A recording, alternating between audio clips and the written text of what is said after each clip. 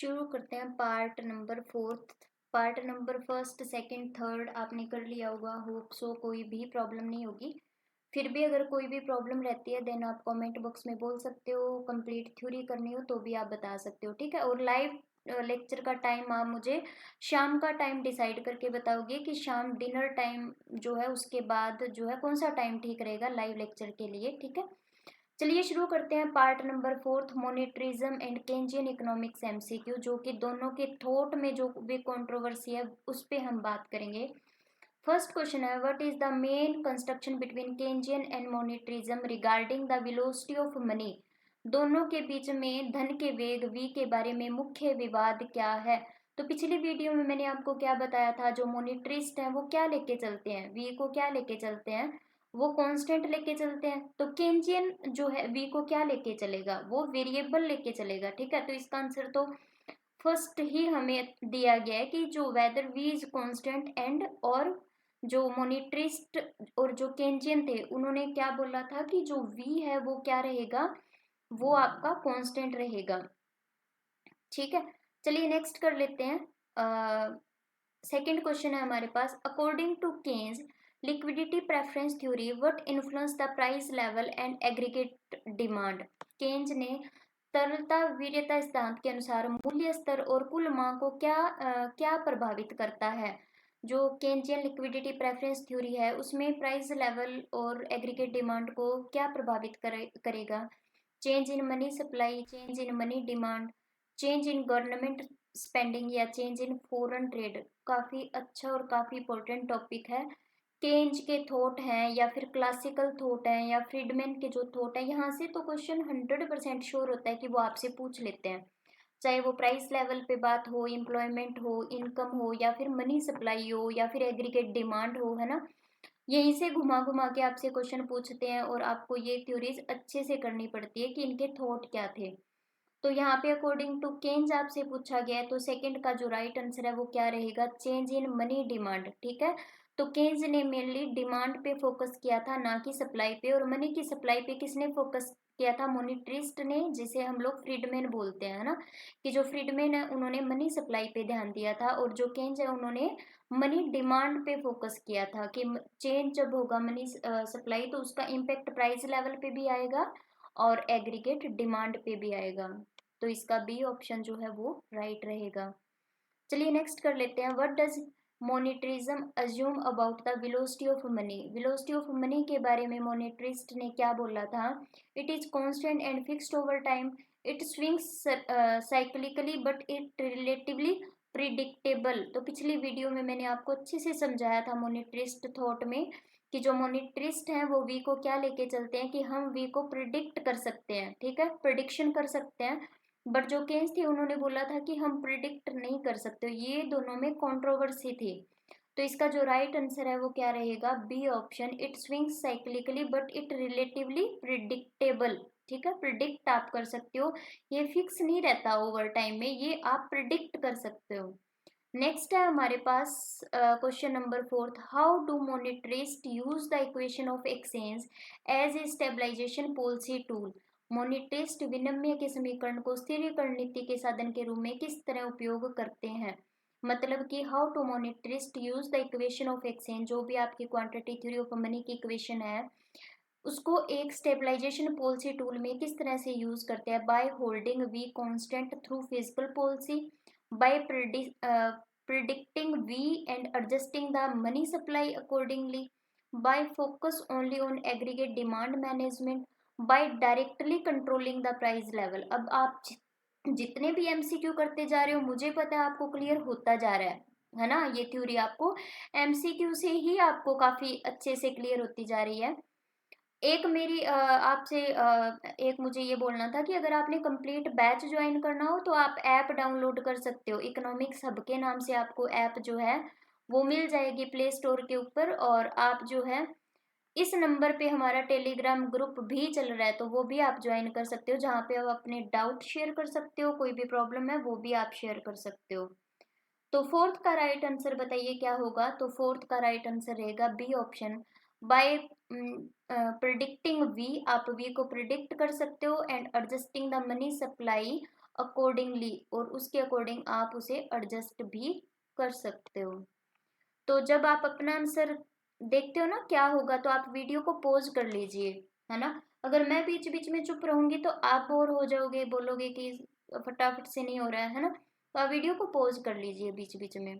Y do monetarist generally oppose controlling the economy through physical policy. जो monetarist आमतौर पर अर्थव्यवस्था को राजकोषीय नीति से नियंत्रित करने का विरोध क्यों करते हैं, वो अगर हम मॉनिटरिस्ट की बात करें तो वो फिजिकल पॉलिसी के मतलब फेवर में नहीं थे।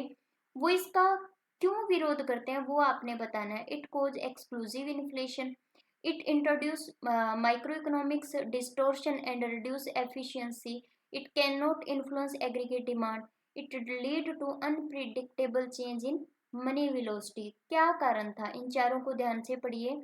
क्या कारण था कि वो फिजिकल पॉलिसी को पसंद नहीं करते थे।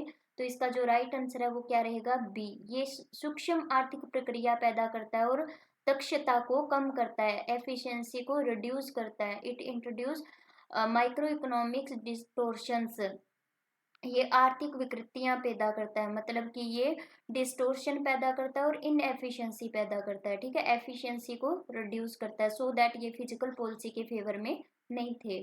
ये भी आपने याद रखना कि फिजिकल पॉलिसी के फेवर में कौन था और मॉनिटरी पॉलिसी के फेवर में कौन कौन से इकोनॉमिक्स थे। ठीक है। What kind of economic cost do monetarist argue fiscal policy create. Monetarist के अनुसार राजकोषीय नीति से किस प्रकार के आर्थिक नुकसान होते हैं। क्या फॉरेन डेप्ट आता है, deadweight loss and social cost आती है, इससे रिड्यूस मॉनेटरी सर्कुलेशन रिड्यूस होता है, या फिर हायर अनएम्प्लॉयमेंट आती है। तो का चारों ही नेगेटिव पॉइंट है। अब आप पहचानिए कि मोनिटरिस्ट का क्या थॉट था।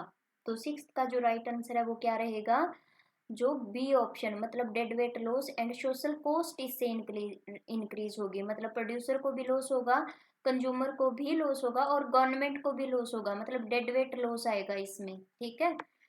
इसके बाद हम सेवंथ पे चलते हैं। What is the primary tool of economic stabilization for monetarist, है ना। मोनिटरिस्ट के लिए आर्थिक स्थिरीकरण का प्राथमिक उपकरण क्या है, प्राइमरी टूल क्या है। Physical policy, trade policy, monetary policy, या फिर एक्सचेंज रेट मैनेजमेंट। क्या है भाई, आर्थिक स्थिरीकरण का प्राथमिक उपकरण क्या है वो आपने बताना है। तो मोनिटरिस्ट के अकॉर्डिंग समझ ही गए आप क्या होगा, मॉनिटरी पॉलिसी। ठीक है, मौद्रिक नीति। तो C is the right answer. चलिए नेक्स्ट कर लेते हैं। Why do monetarist prefer monetary policy over fiscal policy. जो मोनिटरिस्ट हैं वो मॉनिटरी पॉलिसी को क्यों पसंद करते हैं। इट इज मोर इफेक्टिव और controlling inflation, it is less likely to cause micro economic inefficiencies, it directly increase government revenue, it reduce aggregate demand during recession। तो एट्थ का राइट आंसर क्या रहेगा, एट्थ का राइट आंसर है B option. ठीक है, ये सूक्ष्म आर्थिक अक्षमताओं को कम करने की संभावना है। ठीक है, इनएफिशिएंसी जो है वो लेस लाइकली, मतलब कम कारण बनेंगे। जो मॉनिटरी पॉलिसी है ना वो लेस लाइकली टू कोज, जो इनएफिशिएंसी का जो कारण है ना वो कम पैदा करती है मॉनिटरी पॉलिसी। फिजिकल पॉलिसी ज्यादा पैदा करती है इनएफिशिएंसी का कारण, और मॉनिटरी पॉलिसी जो है कम, लेस लाइकली कोज पैदा करती है। सो दैट वो मॉनिटरी पॉलिसी को प्रेफर करते हैं। मुझे पता था बच्चों ने लगभग लगभग मुझे पता है ए ऑप्शन को सिलेक्ट किया होगा, मोर इफेक्टिव। हाँ ठीक है, मोर इफेक्टिव है, बट मोर लाइकली अगर हम बात करें तो बी ऑप्शन ज्यादा करेक्ट रहेगा, क्योंकि इन एफिशिएंसी को कम प्रभावित करती है मॉनिटरी पॉलिसी। समझ रहे हो ना। चलिए नेक्स्ट कर लेते हैं। नेक्स्ट है हमारे पास, नेक्स्ट एक मिनट।